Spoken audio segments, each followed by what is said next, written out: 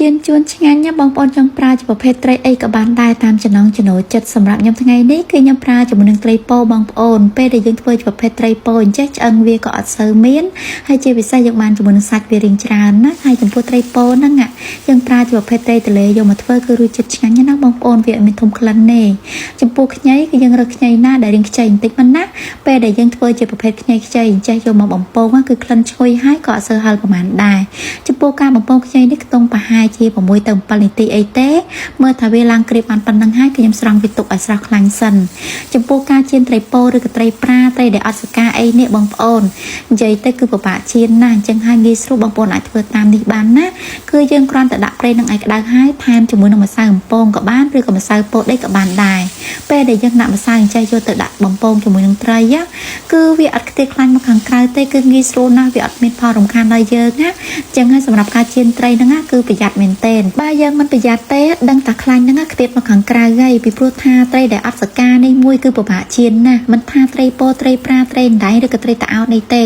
អញ្ចឹងហើយបងប្អូនត្រូវចាំបើសិនយើងចៀនជាប្រភេទត្រីអត់សកាអញ្ចេះគឺយើងដាក់ម្សៅបំពងក៏បានឬក៏ម្សៅពោតដូចខ្ញុំប្រាប់ហ្នឹងមិនណាគឺងាយស្រួលណាស់ចៀនឆាប់ក្រៀមហើយគឺអត់ខ្ទេចខ្លាញ់ទៀតសម្រាប់ការធ្វើចៀនជួនជាដំបូងគេគឺខ្ញុំលេងខ្ទឹមនឹងឲ្យឡើងក្លិនឈ្ងុយសិនឃើញថាខ្ទឹមនឹងឡើងក្លិនឈ្ងុយល្អហើយចាប់ផ្ដើមដាក់ស្ករត្នោតចូលកន្លះស្លាបព្រាបាយគឺយើងកូរស្ករនឹងតតែវាឡើងពណ៌ជើងក្រងបានវាចាស់ក្លិនឈ្ងុយល្អបងប្អូនបន្តមកទៀតគឺខ្ញុំដាក់សៀងផ្អែមចូលចំនួន5ស្លាបព្រាបាយកូរច្របល់គ្រឿងទាំងអស់នេះឲ្យវាសព្វជាមួយនឹងខ្ទឹមស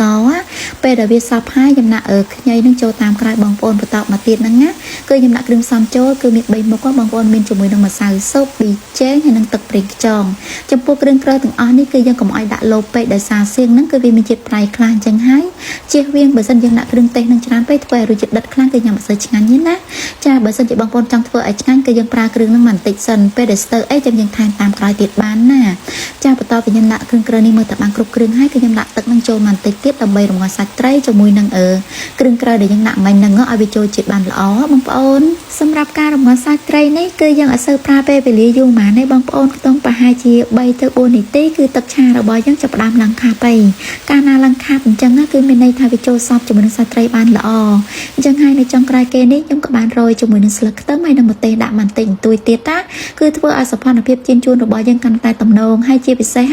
គឺក្លិនឈ្ងុយខ្លាំងមែនទែនឈ្ងុយចេញពីខ្ញីនិងសៀងនឹងឯង